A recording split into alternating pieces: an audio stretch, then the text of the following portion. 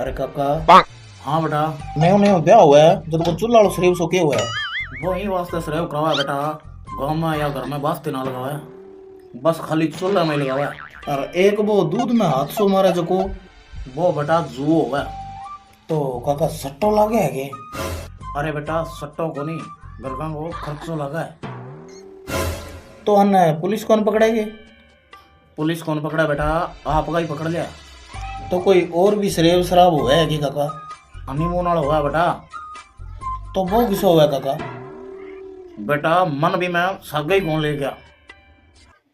तो सागर ले जाओ और तो काका थे बता दो और के बात करे, पूरा डिटेल खोद खोद के मजो ही भी हो बेटा।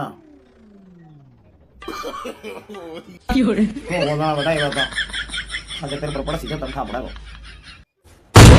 के बात करो काका। देखी जा सी पड़ेगी जब।